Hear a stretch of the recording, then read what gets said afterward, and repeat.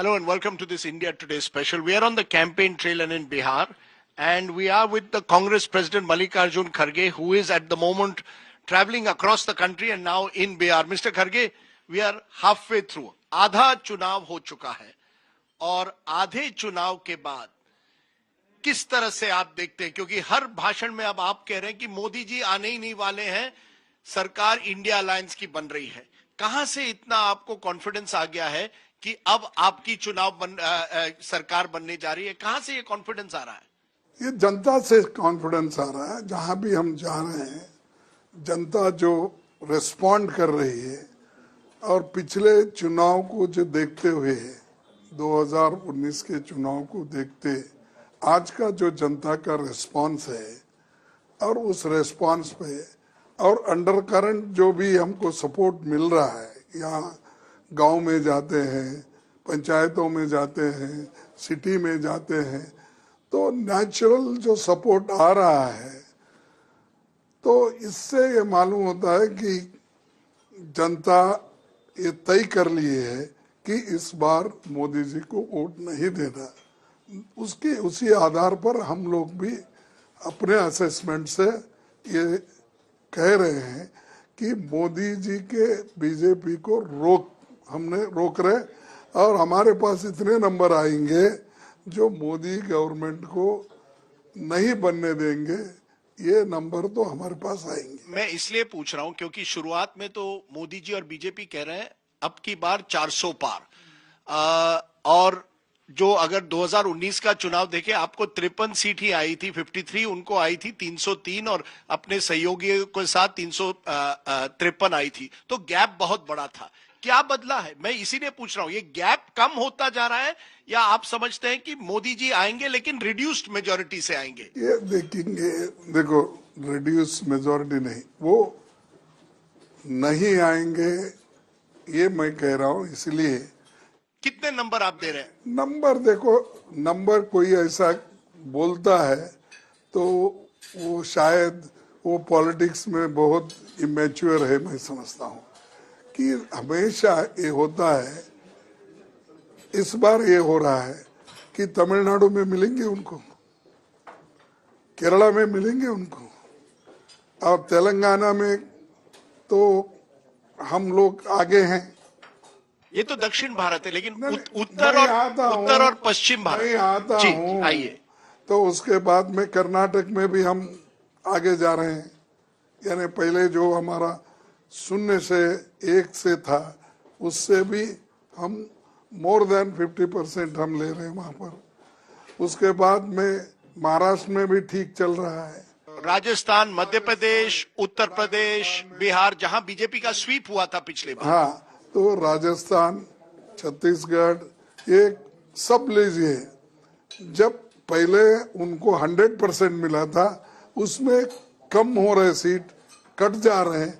इसी आधार पर आप देखिए वो 300 से पार कहाँ होते हैं. सर, लेकिन 272 तो मिल रहे हैं कि नहीं? कि आपको लगता है 272 भी नहीं मिलेंगे अब बीजेपी को? 200 मिलेंगे उनको. अब एज इट इज 200 मिलेंगे. बीजेपी 200 के आगे नहीं जा रही. नहीं, 200 के आसपास मिलेंगे, क्योंकि ये सब जब हिसाब हमने डाला, लोगों का रुझान देखा, देखने के बाद ये हमने कंक्लूजन पे आया कि जनता इस मोदी सरकार को बदलना चाहती. 2-3 चीजें हुई हैं पिछले कुछ दिनों में जो महत्वपूर्ण है. एक, अरविंद केजरीवाल को इंटरिम बेल मिली है. किस तरह से आप देखते हैं? क्या इससे आपको फायदा होगा या ये केवल टेम्पररी है? और क्योंकि दिल्ली में भी आम आदमी पार्टी और कांग्रेस के बीच में आपसी तो बहुत तनाव है, क्या आपको लगता है अरविंद केजरीवाल के इंटरिम बेल के बाद कोई फर्क पड़ेगा? देखो, ये हमारी गठबंधन है. गठबंधन में हम सब मिल के लड़ रहे हैं. किसी एक व्यक्ति का प्रश्न नहीं है. जब हम मिल के लड़ते हैं और उसका फायदा बहुत बड़ा होता है, और ये फायदा जरूर हमको भी होगा, गठबंधन को होगा. और वो उनको जब अब जेल में रखा था तो बगैर किसी अपने यानी कोई कारण ऐसे नहीं थे कि जिससे वो इतने दिन जेल में रह सके, लेकिन उन्होंने रखा, वो भी चुनाव के वक्त। अगर उनको करना तो 6 महीने पहले करना था, साल पहले करना था, और या तो इलेक्शन के बाद करना था। ये सताने की बात और ये जो कर रहे हैं तो वो सब उनके खिलाफ जा रहा है। और हेमंत सोरेन भी जो पूर्व हेमंत सोरेन का मुख्यमंत्री, भी। क्या आप समझते हैं उनको भी अब रिहा करना चाहिए? उनको भी कैंपेन करने का अधिकार होना चाहिए? यस, उनको भी होना चाहिए, उनको रिहा करना चाहिए। और उनका भी यही है, आइन इलेक्शन में आपने उसको अरेस्ट किया और उनको जेल में रखा है। अगर आप चाहते कि कोई ने गलती किया तो उस वक्त आप कर सकते थे ना। जब सवाल है समय का, किस समय में आप कौन सा निर्णय ले रहे हैं, ये दर्शाता है कि आप उन लोगों के ऊपर पर्पसली अटैक कर। आप कह रहे हैं ईडी का गैर इस्तेमाल हो रहा है, क्योंकि प्रधानमंत्री ने 2 दिन पहले या 2-3 दिन पहले एक बयान में कहा है कि अडानी अंबानी का जिक्र करके कहा है कि टेम्पो में ब्लैक मनी, काला धन आ रहा है कांग्रेस के पास, कांग्रेस चुप्पी साधी हुई है अंबानी अडानी के इश्यू पर। अच्छा, इसीलिए तो हमारे कोई मित्र ने ये कहा कि काला धन अभी भी है, एक तो हो गया, इन्हों काला धन निकाल नहीं सके, नोटबंदी से गया नहीं।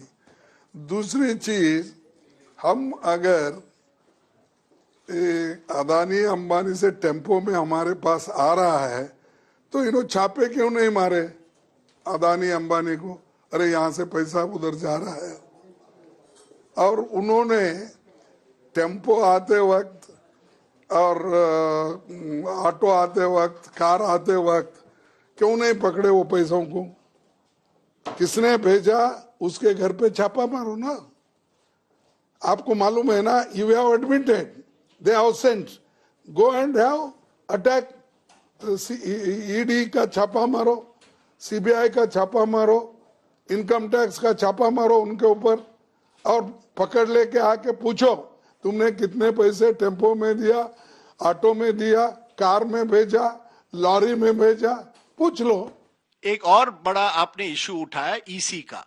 इलेक्शन कमीशन को आपने चिट्ठी लिखी थी कि वोटर डेटा जो है उसको जल्द से जल्द आपने लोगों के सामने रखना चाहिए, नहीं तो सवाल उठते हैं। अब ईसी ने आपको एक जवाब दिया है कि खरगे जी, ये जो नैरेटिव आप चला रहे हैं बहुत डेंजरस है, लोगों को, वोटर को कंफ्यूज करेगा, बायस्ड नैरेटिव है। अब आपने उनको एक लेटर फिर से लिखा है, कहा है कि इतनी चिट्ठियां आपने उनको लिखी है, कभी उन्होंने जवाब नहीं दिया, लेकिन इस पर दिया है। किस तरह से आप ईसी का रुख देख रहे हैं? क्योंकि वो कह रहे हैं खरगे जी आप कंफ्यूज कर रहे हैं वोटर को, वोटर डेटा सब अवेलेबल है ऐप पे, किसी कैंडिडेट ने कंप्लेन नहीं किया है, आपने ये क्यों किया? देखो, किसी कैंडिडेट ने नहीं किया, सवाल नहीं। कि जब आपको डेटा मिलता है, आप कलेक्ट करते हैं, सर्टिफिकेट देते हैं, ये इतने वोटों से जीता, ये इतने वोटों, इमीडिएटली शाम में वो डेटा बाहर निकाल के लोगों को बताने में आपको क्या है? वो कह रहे हैं कि हम अपने ऐप पे डाल रहे हैं और उसे लगातार अपडेट कर रहे हैं, कोई धांधली नहीं हुई है। इलेक्शन प्रक्रिया में आपका विश्वास है कि नहीं? ये देखो, हम धांधली का नहीं बोल रहे। कारण क्या है कि जो डाटा हमको इमीडिएटली शाम में मिलना चाहिए, या वो ऐप पे अब आता है? नहीं, नेक्स्ट डे 11 दिन के बाद आए ना। वो पब्लिश किया है 11 दिन के बाद, लेकिन ऐप पे लगातार था। अरे क्या देहात में रहने वाले लोग वो सभी ऐप ही देखते क्या? आपको कोई आपको कोई ये है कि इतनी जो आप कह रहे हैं नफरत की स्पीचेस हो रहे हैं, भाषण, नफरत फैला जा रहा है, हिंदू मुस्लिम करा जाए, हेट स्पीच करवा जा रहा है, क्या आपको लगता है उस पर ठोस कार्रवाई हो रही है या नहीं हो रही है? देखो, हेट स्पीच उन्होंने ही किया, बार बार उन्होंने मुसलमान का नाम लिया, रिलीजियस। अगर ऐसे धार्मिक विषयों पे अगर आप ओपनली, एक प्राइम मिनिस्टर बोलता है हम ये बंद करेंगे मुसलमानों को, हम वो बंद करेंगे, अगर ये ऐसा बोलते हैं तो ये हेट स्पीच नहीं है तो क्या है? तो इसीलिए तो पहले तो इलेक्शन कमीशन उनको वार्निंग देना चाहिए, नॉट ओनली वार्निंग, उनको बैन करना चाहिए, जैसा 48 आवर्स हमारे और लोगों को दिए, उनको भी एक 10 दिन बैन करो ना। नवनीत राणा वगैरह उनके कुछ नेताओं पर नोटिस दिए, पर आपको ईसी पर विश्वास है या नहीं? इलेक्शन कमीशन की प्रक्रिया पर विश्वास है या नहीं? देखो, इलेक्शन कमीशन पे हमारा विश्वास है, लेकिन जहां गलतियां होती बताना भी हमारा धर्म है। और इलेक्शन कमीशन ये इसी पे, जब डेमोक्रेसी को हम रखना चाहते हैं तो डेमोक्रेसी में तो इलेक्शन कमीशन की जरूरी है। और इलेक्शन कमीशन अपनी काम जितना करना है वो कर रहे हैं, लेकिन जहां गलती होती है ये बताना भी हमारा धर्म है। और उसको आप ये समझ रहे हैं कि हमारे को क्रिटिसाइज कर रहे हैं, that is not the point. The point is this, wherever mistakes happens, we are bringing to their notice. If you don't agree, that is a different thing. एक बताइए, हरियाणा में एक बदल आ रहा है, कुछ उनके एमएलए, इंडिपेंडेंट एमएलए सरकार को छोड़ गए हैं। किस तरह से हरियाणा की आप स्थिति देखते हैं? क्या आप दुष्यंत चौटाला कह रहे हैं कांग्रेस मेरे साथ चले, हम हरियाणा की सरकार गिराते हैं, हम अपनी सरकार बनाते हैं? हुड्डा जी को कह रहे हैं कि हम सरकार बनाते हैं। क्या आप हरियाणा में सरकार बनाने का प्रयास करेंगे? ये देखिए, पहले तो सो मोटो वो सरकार को निकाल देना चाहिए, डिसॉल्व करना चाहिए।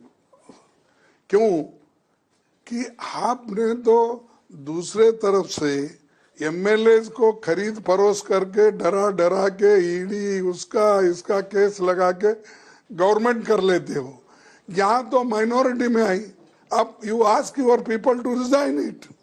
ये और एक मुझे बताइए, रेवन्ना का इशू आप ही के स्टेट से जुड़ा हुआ है, किसको आप जिम्मेदार ठहराते हैं? केंद्र सरकार कह रही है ये आपकी राज्य सरकार की जिम्मेदारी थी, उसको रोकना, उसको फॉरेन नहीं भेजना।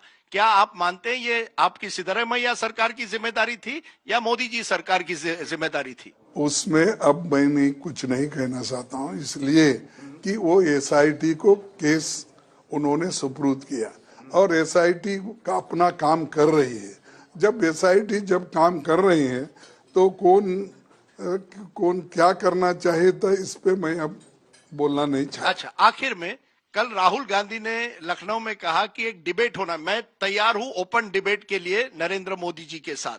बीजेपी कह रही है राहुल गांधी कौन है, अगर उनको डिबेट करना है हमारे स्पोक्स पर्सन से करे। अगर खरगे जी को, कुछ लोग कहते हैं खरगे जी डिबेट करें, आप तैयार हैं डिबेट करने मोदी जी से? कौन करेगा ये डिबेट? देखिए, मैं तो उनके साथ डिबेट हाउस में ही करता हूं।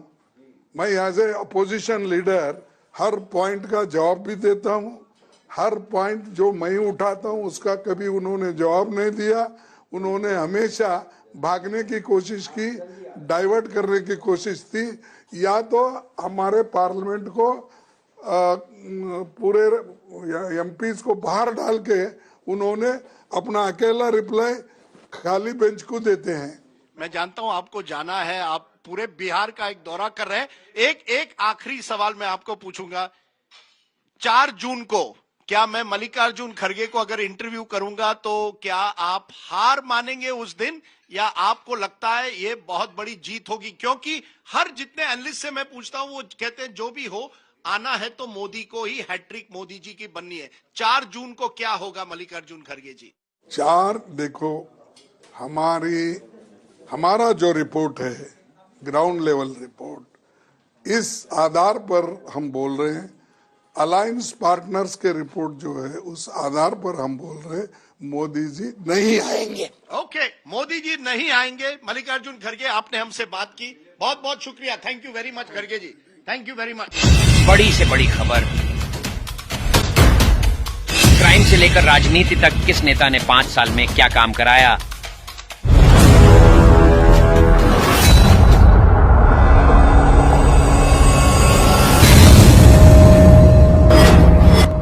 मिलेगी सबसे पहले हर खबर चेंजिंग फ्यूचर न्यूज पर, जो बदलेगा आपका